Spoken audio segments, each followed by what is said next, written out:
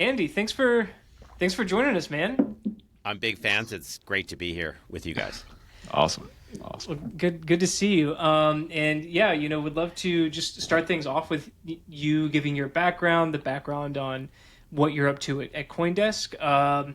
But before we do that, I should start by saying, none of this is tax, legal, investment Financial. Yeah. advice, no financial advice. Only for educational purposes, and it's the first time I'm doing that in the podcast here. Normally, I do it externally, but I was like, you know what, this will sound a lot nicer if I just There you do go. it Yeah. Yeah, right in the middle. I Um, agree. but Andy, yeah, please take it away. Oh, sure. So CoinDesk has a bunch of parts. The media and editorial is really well known, and I think probably the core of the brand and how people appreciate CoinDesk. Consensus is a great event. We were just talking about it before we started, and that's been run by CoinDesk for 10 years now. Consensus is going to be in. There will be two events next year. One in Hong Kong in February, and then the spring event in Toronto. So looking forward to both of those. Coindesk Indices is a younger business that took over some benchmark duties from TradeBlock, which was another DCG company several years ago, and XBX, the what is now the Coindesk Bitcoin Price Index, was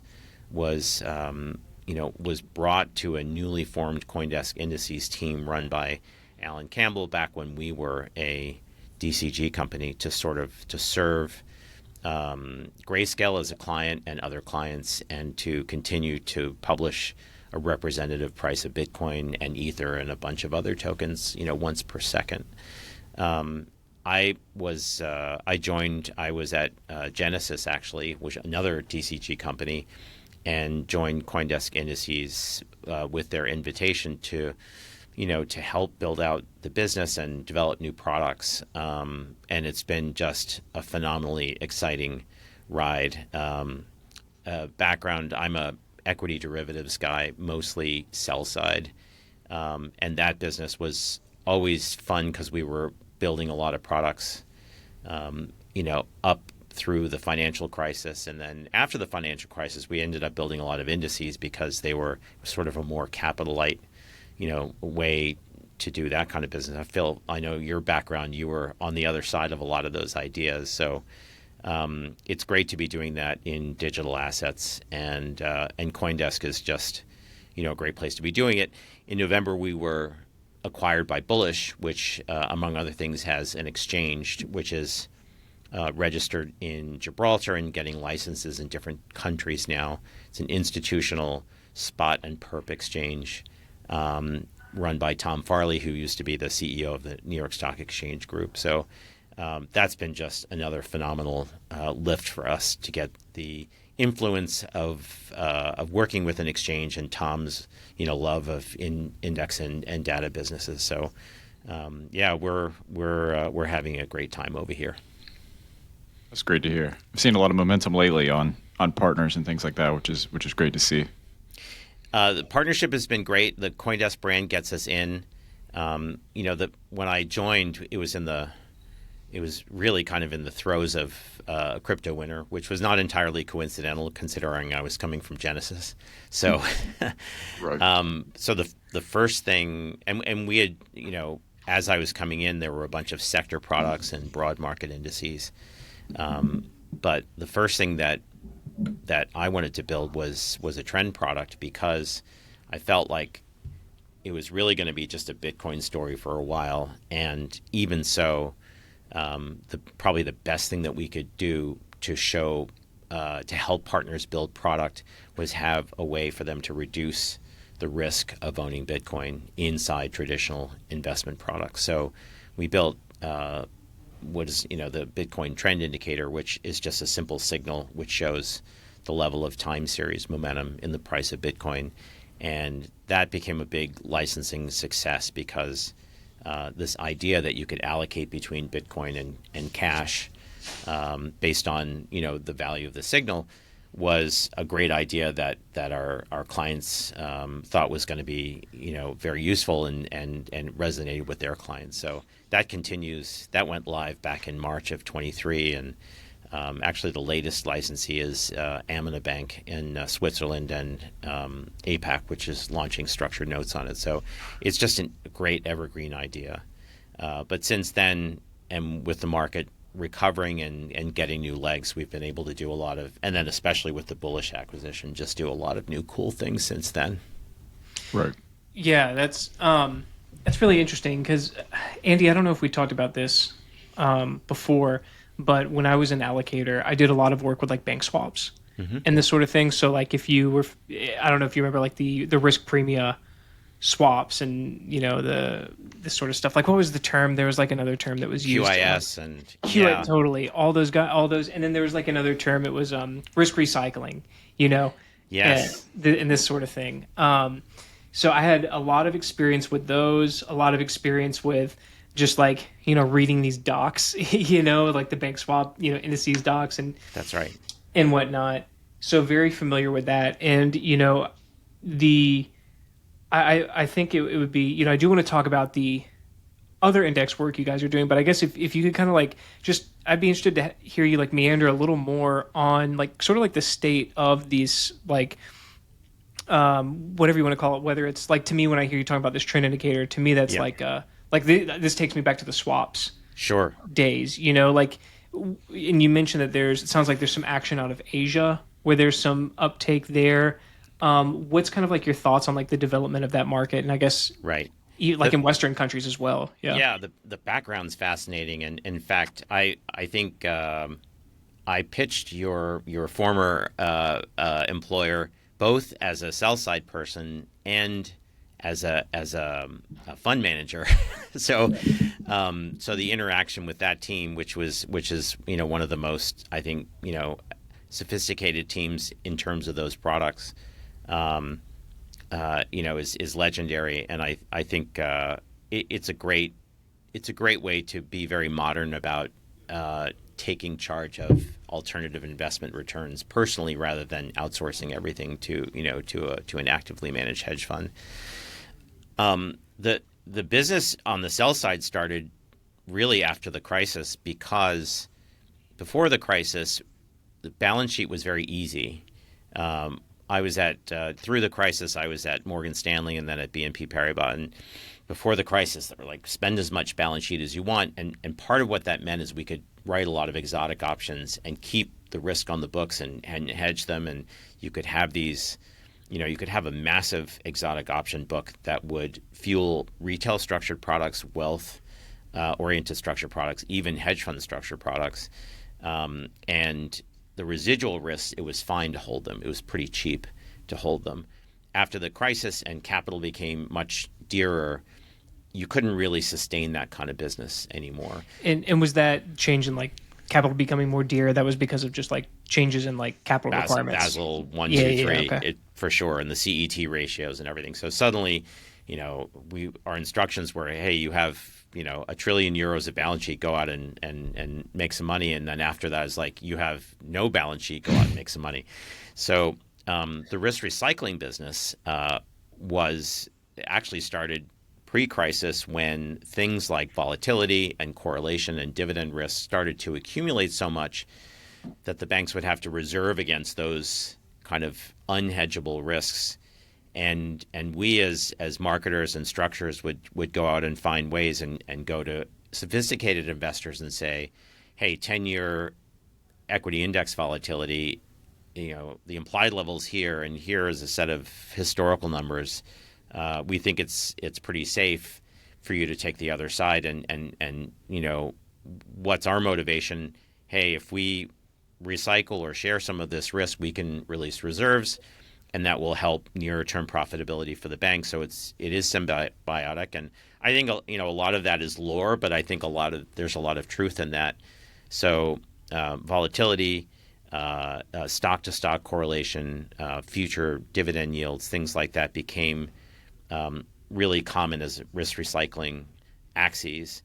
After the crisis, the idea was, well, let's take a trading strategy, let's encode it in a rule book, ensure that it's non-discretionary, and then what our clients can do, me talking as a bank, is they can use our execution engine to basically execute these strategies, which would usually have some kind of daily or frequent rebalancing against a closing price in order to try to do certain strategies, right? And that might be as simple as a momentum strategy. The first one I did in 2009 was an overriding index. So it was something that wrote S&P 500 very short-term index calls against a long index position, a little bit every day, and that was placed with a public plan in pretty good size. That was in 2009. Vols were very high, and it represented an interesting yield on top of the index. So that became a major business, and it's still a big business now. My friends who are still in traditional finance, the unconverted, right? They're still doing it. That morphed into quant strategies, factor investing, equity baskets, all kinds of things. So it's a really great kind of way for to package with efficient financing and efficient execution those kind of strategies into derivatives, and then they work as long as the investor is sophisticated. Actually, how I got into digital assets was I was looking to build such a fund in digital assets with a partner who I'd worked with on the buy side, and it was the same thing. Let's do a momentum strategy. Let's do value, quality, the whole kind of Fama French kind of catalog of standards. And as we went around to trading firms to say, can you do this? And if we can do it all using ISDA documentation and swaps, then institutional investors will find that familiar, and collateralization will be good. And the firm said, well, this sounds wonderful, but we're nowhere near ready for this. And ultimately, Genesis hired me to try to build that capability in the firm. It's just that the timing was imperfect to be able to realize some of that. So, and the firm said that they weren't ready just because the swaps didn't exist, basically. If there was a checklist of things that we needed, none of the boxes were checked except for execution. Right. It was like the only way you could do it was to go to exchanges, and at the time there was we're still dealing with trust around some of these venues, right? That's right. And at that time it was just not even forget close. about it. Yeah. Right. And a lot of it, it was very illuminating, because having done this on the sell side and the buy side, I even remember when early on, when more and more people were just using basic over-the-counter derivatives, how movement of collateral was, again, pre-crisis and after crisis, treated very differently with much different levels of care, right? So, and then you get into the digital asset world where a lot of stuff's happening on emails. There's not a lot of machines. If somebody's, going to the dentist for a day, maybe collateral doesn't flow. And it was once I got, and I think Genesis was among its peers one of the state of the art firms in terms of thinking about these things, but it just was very rudimentary. It was still a sell side that was primarily serving wealthy and typically crypto wealthy people with executions, hedge funds with loans, and things like that. So meanwhile, in markets that are more accustomed to more sophisticated payouts, especially in Asia, folks like Orbit and QCP and TDX were building things and starting to take risk, and there were some DeFi examples as well. That was sort of on another plane and hitting a very specific market. So I got the sense that there was a ton to build, but the talent and the number of people who immediately knew what I was talking about, right, and felt like, if we had demand, this would be an excellent thing to build. That was really the inspiring thing that kept me really involved in wanting to push further. Yeah, and I swear we're going to get to the indexing, the market cap stuff, but I swear. But I'm curious. I have a new question. When you're thinking about the settlement of these derivatives, these swaps, these indices, whatever they might be, how do you think about the future of that business, like being put like on DeFi?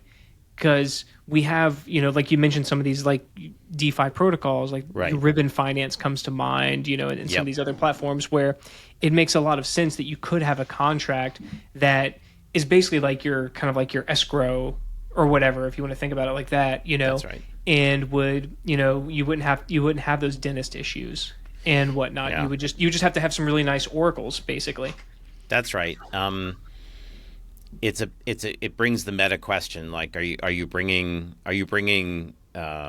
trustless nature to the world, or are you trying to bring the world to digital assets? And I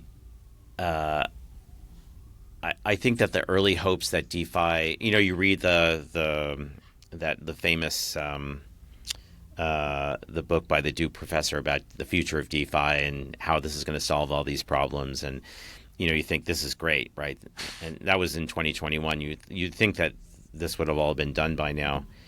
I feel like it has to be worked out with human beings and traditional systems first, because that's where the audience is, and ultimately, I think it's like there's two separate battles. You have to get execution, lending, settlement, collateral, documentation, KYC. You have to get these things sorted out in the analog world first, before I think DeFi will be able to take over.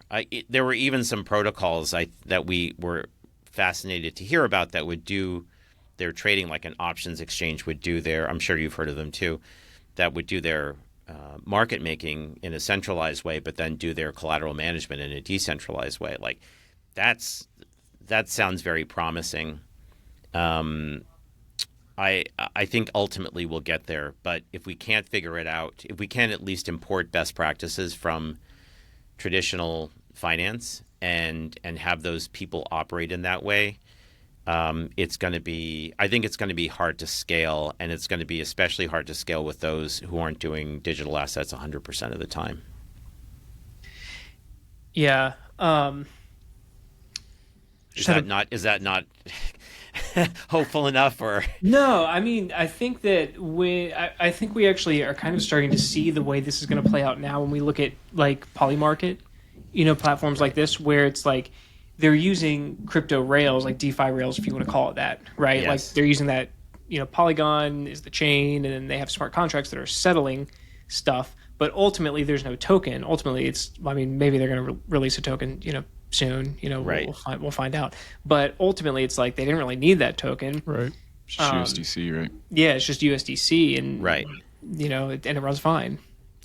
I agree, and then from the user interface point of view, you kind of even don't see you don't see the consensus part. You just see something that could just as easily be very traditional. That's true.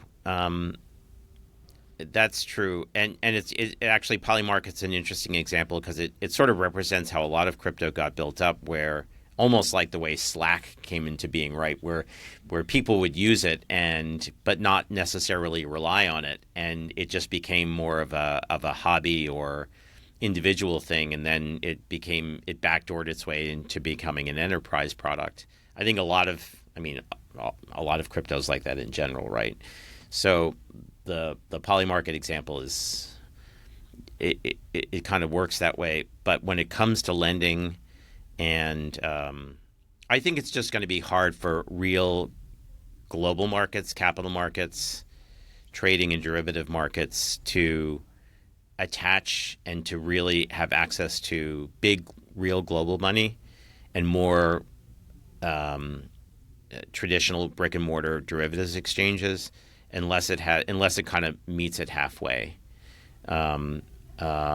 If it develops good standards and practices and has a couple of years of good operation, and then the DeFi, or then the on-chain implementation of things like improving collateral movement will be improvements.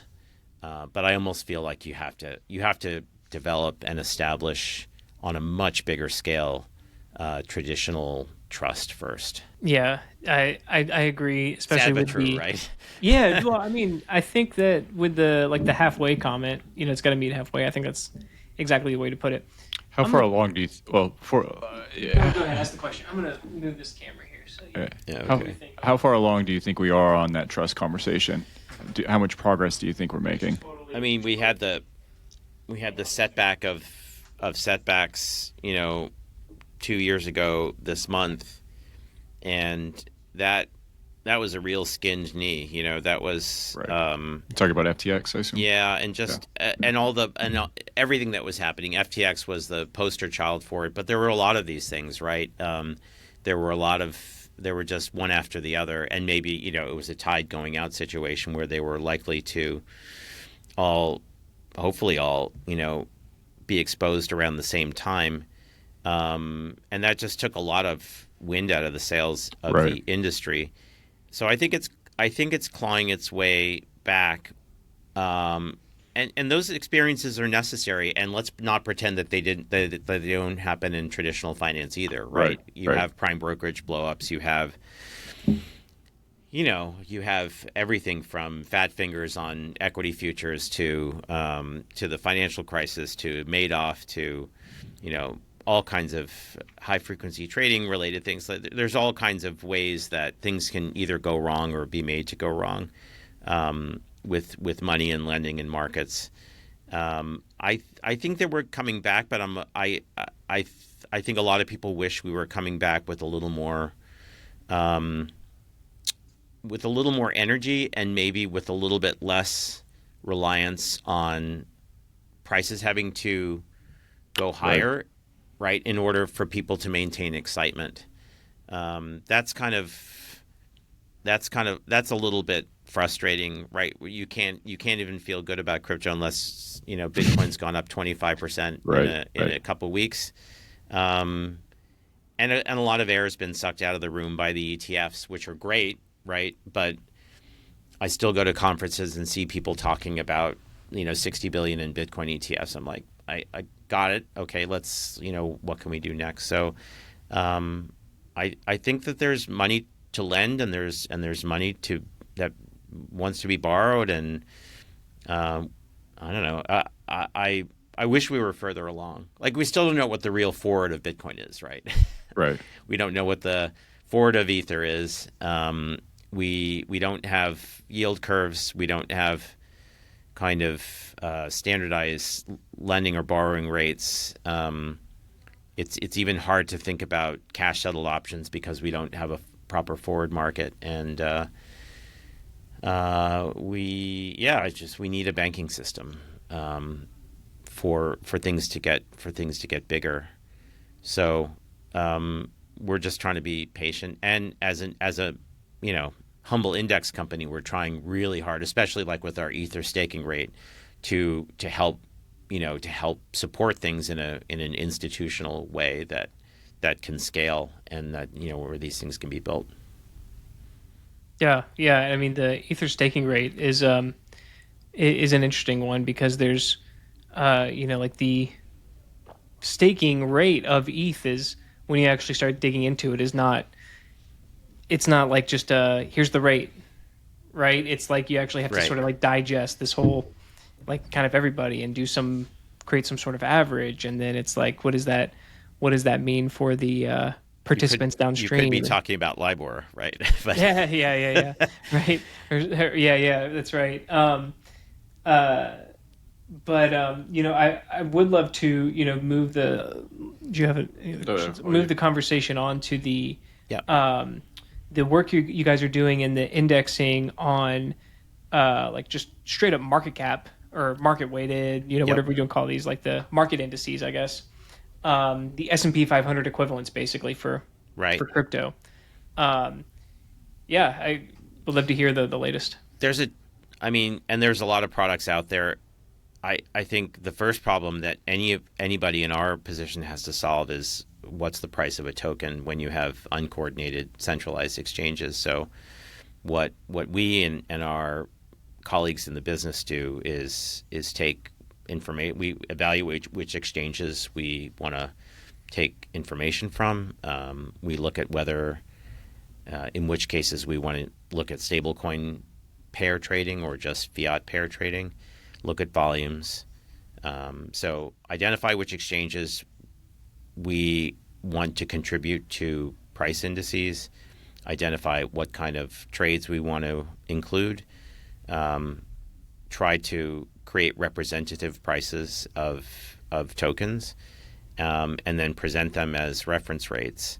So XBX, the Coindesk Bitcoin Price Index, has been doing that once per second for almost 10 years. It'll be 10 years next month.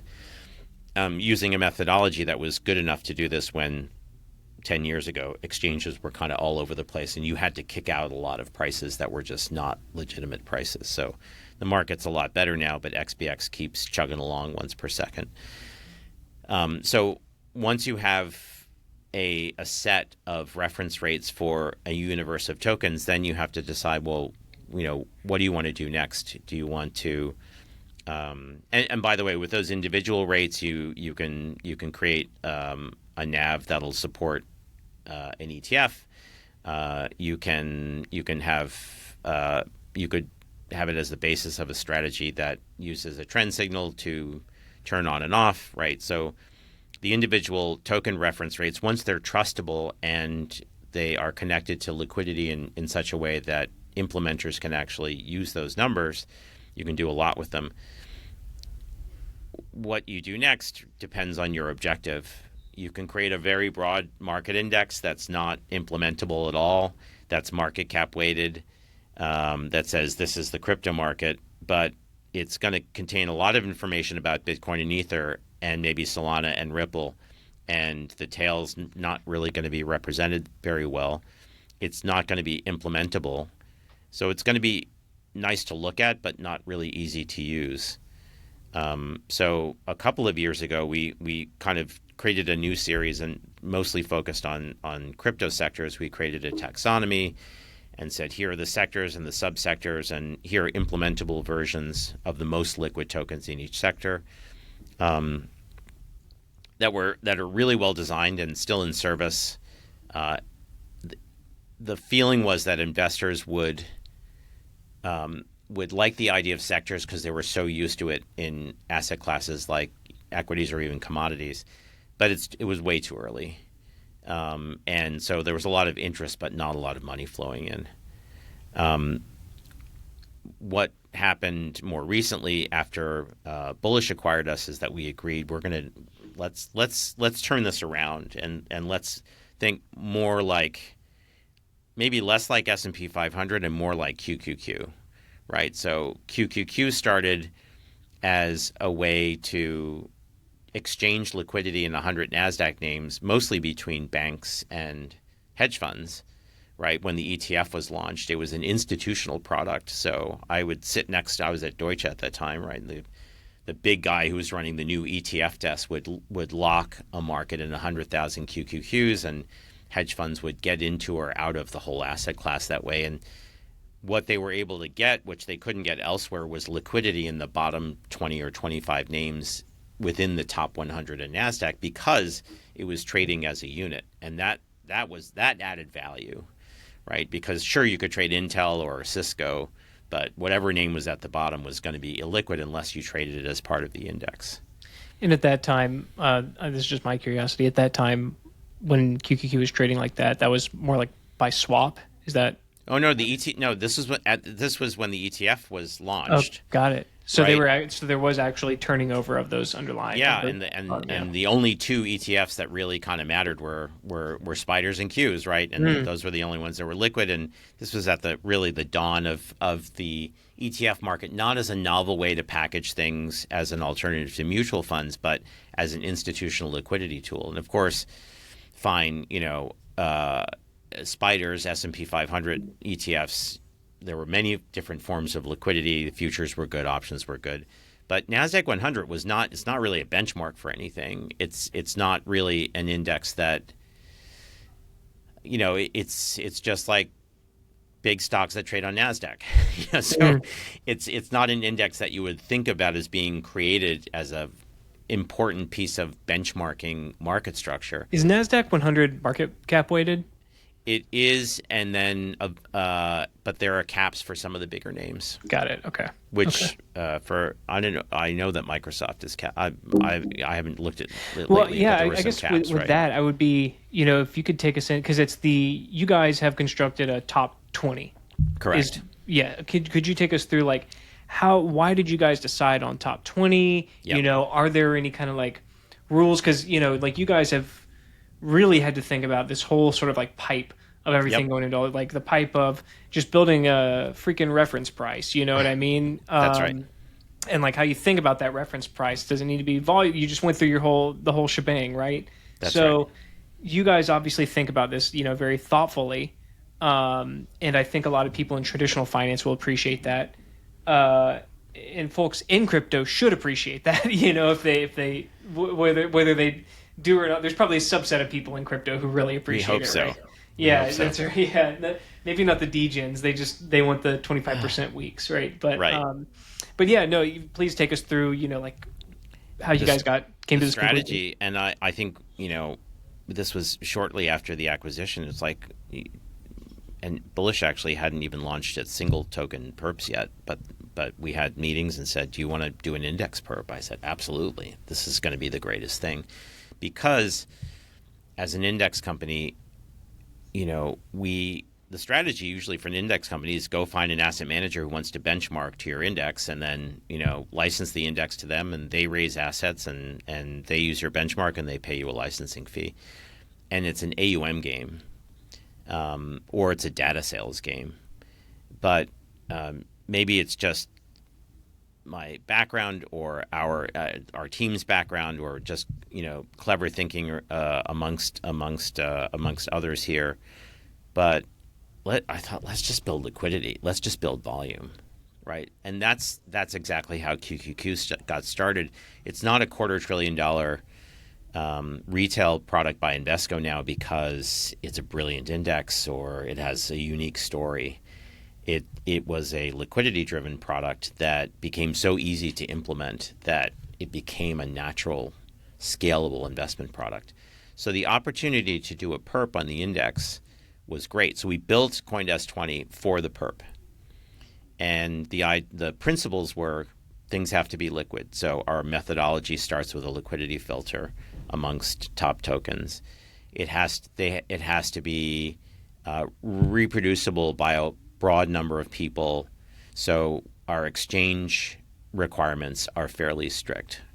Only U.S. dollar pairs currently, and a fairly narrow range of acceptable exchanges, so that they remain accessible to large. Are stable coins included in those U.S. dollar pairs?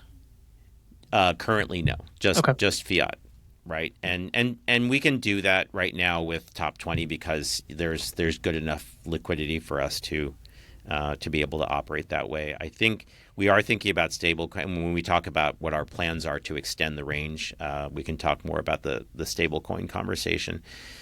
20 was a good number, but really the important thing was we knew we had to cap Bitcoin and Ether, because otherwise it looks like a Bitcoin and Ether index with some, with a garnish.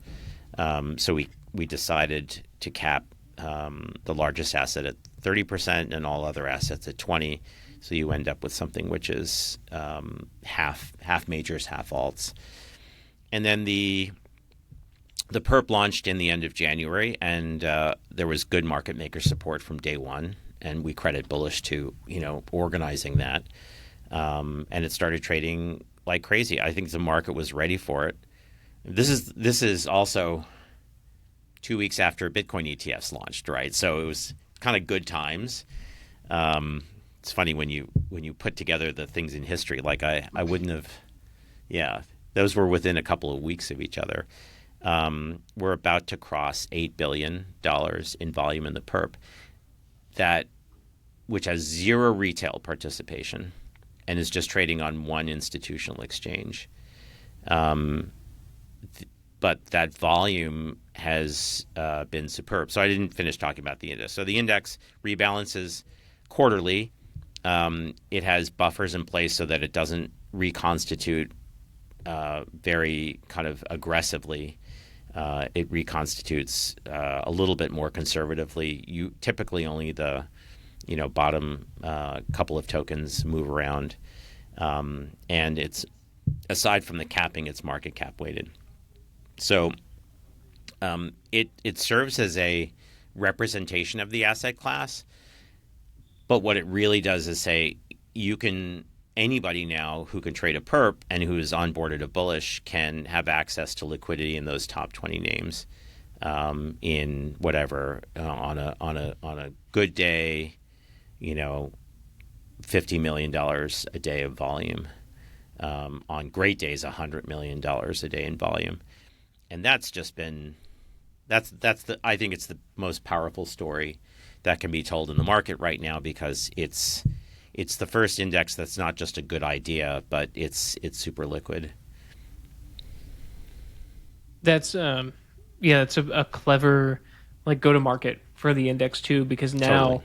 if other like if somebody like I don't know heck like a bank like Goldman or something, they're like, we want to release our own swap on some index, like Right. what actually exists out there, what's actually true. Okay, so now that we're back from technical difficulties, all right, we're really gonna have to figure this one out. Okay, where were we? We You were were making a great point that when banks can enter, right. and we know that banks are constrained for the most part to in their derivatives or lending businesses to reference contracts like from CME or ETFs or things like that, and they're very eager to try to go broader. It's just how can they do this synthetically without even without tempting a risk manager to say that they have to have some horrendous capital charge against that position. So we're trying to move in that direction, but for the meantime, in the crypto native market, we have an index now which meets any standard that people might want for for benchmark quality, and that has liquidity. And what that's done is just attract a lot of partners for us. So the first was Hashnote launched a Reg D fund way back in the spring. 3IQ is launching global asset management products. Copper and BitGo and now Etana and others have guaranteed sort of custody and execution services. Marex launched a Delta One certificate. Out in Asia, CoinHako is going to launch a structured product. So this idea, and it's of having the index be super liquid and easy to implement, and is resonating, and it's a lot more fun. And one of the most fun things was back at Consensus, I was sitting with folks at GSR and said, like, well, why don't we just do an options trade, And so they traded the first OTC option on Coindesk 20, and then non-co did one too. And we'll have more options trades going up too. So you can imagine how exciting and fulfilling it is to kind of rebuild what we started talking about at the beginning of the session. We're not quite to the point of high-frequency systematic strategies, but hey, that's certainly within reach right now. If we can start to build up an options market, a structured product market, get delta hedging as a new source of spot liquidity on the index, and then attract traditional exchanges to list derivatives. I can't imagine any kind of more scalable and more helpful to the market victory that can be achieved from the perspective of an index company. So it's tremendously fulfilling right now. That's excellent. Yeah, and I mean those are all really fantastic data points just to hear the uptick across all these organizations. And at what point will you feel like it's penetrated the traditional world, or is that something that you even have your eye on? We absolutely have our eye on it. I think a couple of things have to happen. Traditional world, I think there's a couple of things, right? There's ETFs in regions where ETPs are on indices like this are possible. So that's continental Europe and Switzerland. So we're working in those directions. I think that's one way from the asset management side. So I think that we'll have something strong to say there in the medium term. Having traditional exchange derivatives, I think is index derivatives are going to be transformational because that's just that's a source, right? That's a source of energy, not a use of energy, right? So that's a source of financing and liquidity and market structure and settlement values and information about forwards, and that's when you really start to change things. I mean, probably, I don't know, 50% of what I did on the traditional finance side ultimately led back to S&P 500 or Eurostoxx 50 or Nikkei index derivatives and dividends and optionality and correlation and things like that. So you just know how big those things and important those things can get. So from the supply side of the global markets, that's the scope. And then once you get things going on traditional exchanges, then you try to see how global you can make that effort, right? Can you get CFTC no action letters written? Can you get approval for things to happen with institutions? And then abstracting this through an index, which is just a number, and hopefully you treat the index as a thing, not as a basket of other things. That can get quite big.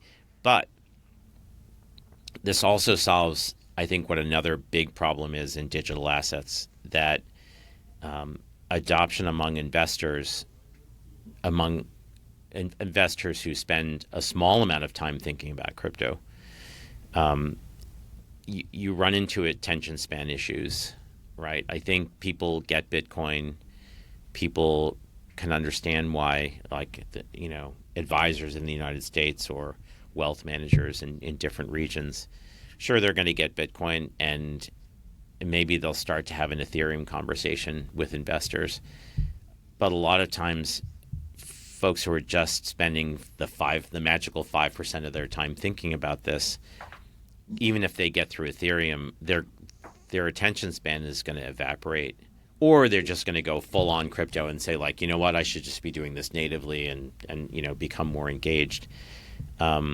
We really, really think that giving access to the asset class and benchmarking one's progress to the entire asset class and getting names like Solana and Ripple and Chainlink and Uniswap and names that most people will never learn about. But giving them access to that and exposure to that in a very liquid package is an avenue of adoption that can scale very big, and it just solves a lot of the education problems. It also gives people diversification. It also gives people an index which, if one of the apples goes bad, it's going to be replaced with another apple, right? And I guess I meant Apple the fruit, not the company. But it self-heals, right? And it also just catches winners who get big enough to be in the index, and then those tend to get even bigger. So I think it's a very healthy solution to the problem of how do you get people deeper into digital assets without having them pick tokens and allocate that way. So if that's a good solution to that problem, and then we're also building enough market structure so that liquidity and risk management, leverage, forwards, options can be solved on the derivative side, I think you have a package that will be very attractive to bring much larger kind of scale of traditional money into our space. Yeah. Yeah.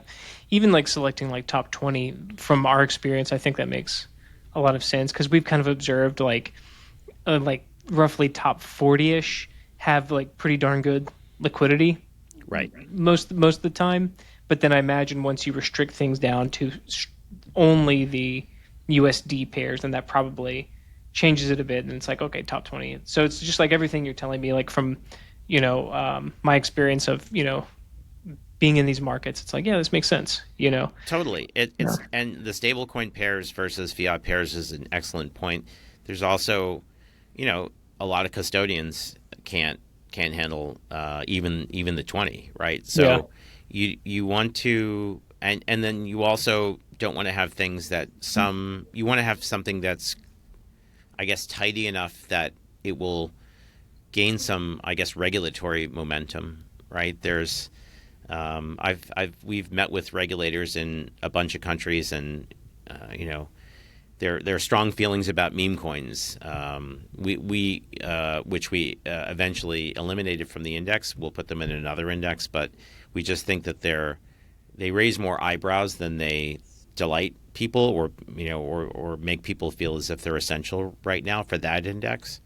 So 20, I think, is about the limit where, given the constraints, you really want to kind of travel. How are you guys defining meme coin when you're pulling them out of the index? Eye of the beholder. It's notoriously tough, and we allow our index committee a little bit of discretion there. With the top 20, it's pretty easy because it was just basically Doge and Sheep. But I wouldn't want to. You're gonna hurt Phil's feelings here with the Dogecoin meme coin. He thinks it's a Bitcoin competitor. I do too. In fact, I bet you even before candidate Trump's bar hopping or slider purchase in New York City the other week, probably more burgers or merchandise is bought with Dogecoin than with Bitcoin, maybe, or at least a similar amount. I think the Dogecoin folks are much more likely to put it to work than the Bitcoin folks are, from the ones I know. Right. I mean, our index committee, I think the product decision about whether to exclude or include is really about maximum adoption capability or potential. And if we keep overall liquidity and avenues of liquidity as our primary principle here, then which is I think a very important goal, then we decide what kind of things we have to compromise on. Or not compromise, but I think how we have to craft things in order to keep that goal front and center. I think, and I think to the extent that we learn about different things, about weighting or concentration or other sectors that stand in the way of creating even more liquidity in more places, I think that we'll be generally guided by that principle, which leads the Coindesk 20 to be boring to some crypto native people, and but based on its success, we're building deeper indices, and we know that they will receive perp support as well. So when we think about getting down to, say, token 100, to have a sibling index to Coindesk 20, then we can entertain USDC pairs, tether pairs, meme coins, other things that are excluded, like exchange tokens, much broader range of exchanges, and make that kind of sit alongside Coindesk 20. I think that kind of index can be extremely useful to hedge funds as a way to move the whole asset class, to sort of get beta to that whole slice of digital assets, in and out, market making firms. So that's not the kind of thing where I don't think we would try to propose that to a traditional derivatives exchange, but we think it'll be really useful. And having the two together really will give investors, again, liquidity all the way down to at least 100, which to many people is still not that impressive. But I think, well, like Phil was saying, the liquidity, it drops off quick once you start going past for 40. sure. And if we can do what QQQ did and create liquidity in the bottom 25 by making the bottom 80 trade as a unit, then I think that we're really helping out. And I think that's It's a good goal, and it's an achievable goal. It's something that we can do right now, or at least as soon as we can launch things. And I think it'll help. I think it'll help a lot. Gotcha. How close is the? I mean, I guess the question wouldn't be how close is the relationship with Bullish, but how collaborative are you guys? If you wanted to see something listed that wasn't listed on the Bullish exchange, could you say, "Hey, here's something we're interested in seeing traded in a U.S. dollar pair"? Yeah.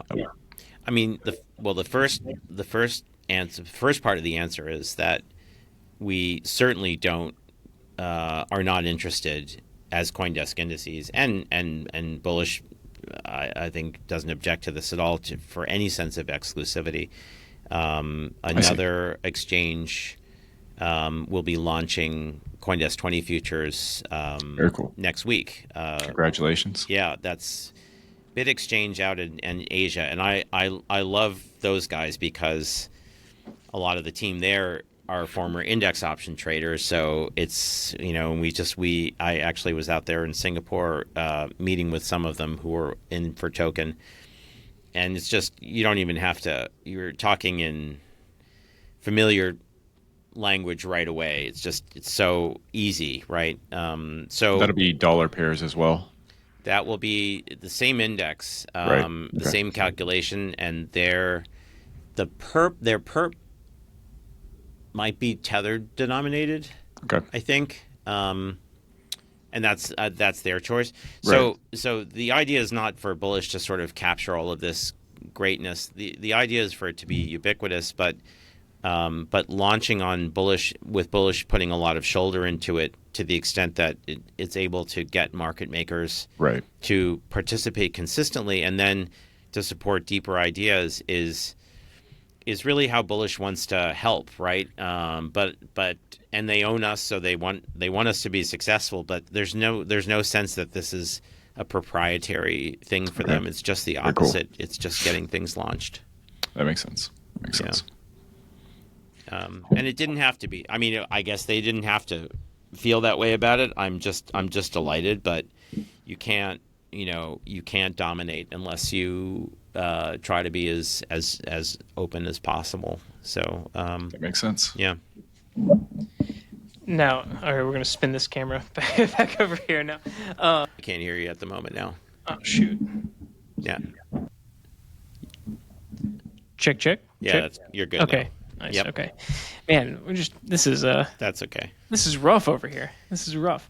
But so my question was, do you guys find that there's like some, I guess you call it, I don't know, like inbound or requests coming your way, like, hey, would you guys consider making an index on this or that, or is it still like you guys are like the idea generators, pumping this stuff out?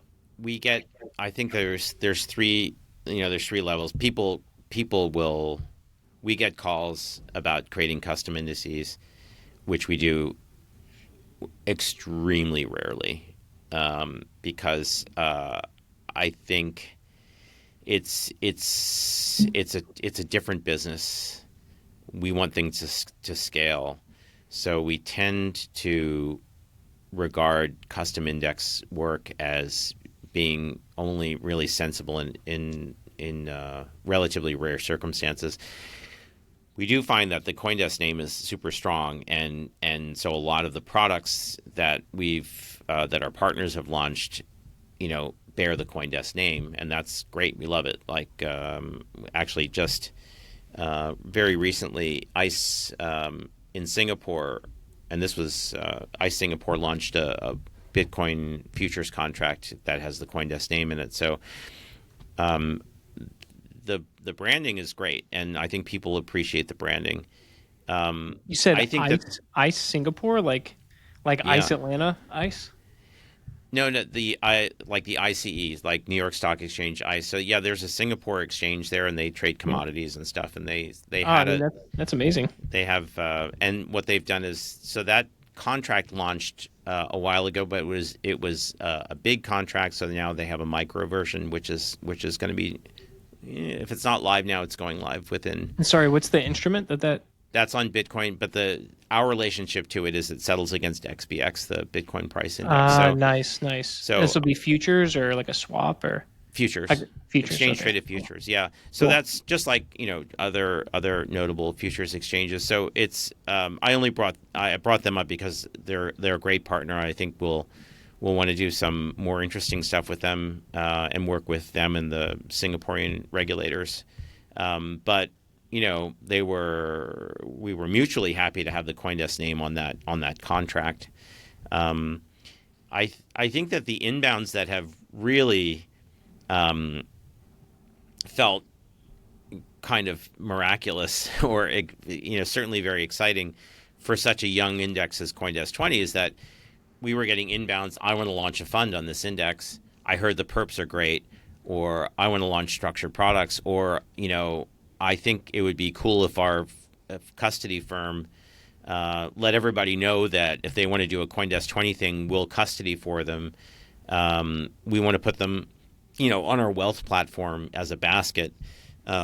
We want to, even the other perp exchange that was, incoming. So I think the strategy of talking about the index a lot, but really illustrating its liquidity has just been magical, because the index business can be sometimes kind of lonely and a lot of outgoing calls with good ideas that can be great ideas, but people, like, when they see something that's trading, they get excited and they want to get in on it, and they also know that their life is going to be a little bit easier with implementation. So the amount of incoming that we get to do CoinDesk 20 stuff has been really gratifying. And so liquidity is having access to liquidity has just been a really fun and exciting and dynamic way to grow the product. That's awesome. And what so what do you feel like comes next after so you guys have the ETH staking rates, Yep. you have your underlying reference prices, XBX being kind of like the most popular, and now you have your market Yep. basket Yeah, index. I'll talk Yeah. about the ETH staking rate, which is something we work on with CoinFund, and I think that's just an amazing. It's just a really well defined representation of the consensus rewards and the priority transaction fees that validators get on Ethereum, just calculated in such a way that it serves as a good benchmark. It's the average consensus rate, which takes into account deposits, withdrawals, slashing, penalties, and it just takes the average priority transaction fees, ignores MEV because that's not coming right from the network. But as a settlement rate, and a number of firms, FalconX, Nonco, have done interest rate swaps on the staking rate, which I love, because this is a way to really transfer risk between someone who's receiving a floating rate, right? Because look, if I'm staking 32 ETH and I'm getting this variable rate, and I can go to someone and say, guess what? Like, what fixed rate will you pay me? And I'll pay you whatever rate comes through. What I'm doing is improving the Sharpe ratio against my 32 ETH hugely, Yeah. and the person on the other side is getting the convexity of maybe, there's another event which causes a huge run on Ethereum volumes. So it's a perfectly symbiotic risk transfer item, but it also helps contribute to where the forward for ETH should be, right? Should we have more total return ETH swaps and borrowing? Should institutional validators benchmark what they're providing to their clients, rather than, you'll get what we get minus 10% and good luck with that? Should the benchmark be there to help create a distinction between institutional staking and liquid staking tokens? So it's just this nugget of market structure that's so darn useful. And we launched it a year ago, and only just now, like, people like Row Labs and North Stake, and the aforementioned FalconX and Nonco and others are really starting to create some really cool things on top of the rate, with Ether ETFs having some staking capabilities in Canada, none in the United States. eventually you're going to need to have a total return product and be able to benchmark what an investor is actually getting. So we feel that's a great product that I think needs, kind of needs more daylight and spotlight on that part of what goes on there, and it needs the Ethereum investing environment to get deeper. But I have great hopes for it. The single token stuff continues to be super important to us. As more ETFs get issued or more single token derivatives get issued, we want to be there and being in there with a product that, unlike some of our competitors, is not really based on a 1 hour VWAP, but is really based on a really short look back, representative, low latency, tamper resistant price. We really are kind of among the big players. That's a distinguishing feature for us. So those we're just like the futures contract in Singapore. We're just looking for more and more ways to bridge those into traditional products. For Coindesk 20, I think we want to see more investment AUM. I want to see more options business happen. I'd love to see some structured products. We will be helped if the alts start to have good performance periods, which they haven't. Yeah, it's really been a story of Bitcoin performance over the last Totally. pretty much this whole year. Yeah. That's right. And over the summer, just things kind of languished a little bit. But we were really encouraged after the 50 basis point cut to see that in the week and a half after that, actually Coindesk 20 outperformed Bitcoin by about 4%. So signs of life. And that's not only great for us, but and we love active managers, right? We love people who are actively managing, good breadth, highly diverse token baskets, and we want them to succeed as well, right? We want things to be more than just about Bitcoin everywhere, whether we're participating in it or not. So we love seeing that performance kind of snap back to where we hope it should be, and hope that continues. So, but I think our path, now that we've hit on this idea that liquidity and market structure will invite and breed AUM interest, investor interest, and market structure liquidity, and ultimately data needs, I think that remains kind of our top priority right now. Nice. I think that's a great place to conclude things on a really good note. You had anything, Dalton, before we jump out here? Well, Andy, this was, here, we'll swing it, kind of. I see both of you guys smiling. Yeah, thank you for your time, Andy. That was awesome. That was great. I loved talking to you both, and I look forward to the next time we can chat. Awesome. Thanks so much, Andy. Okay, take care. Thanks.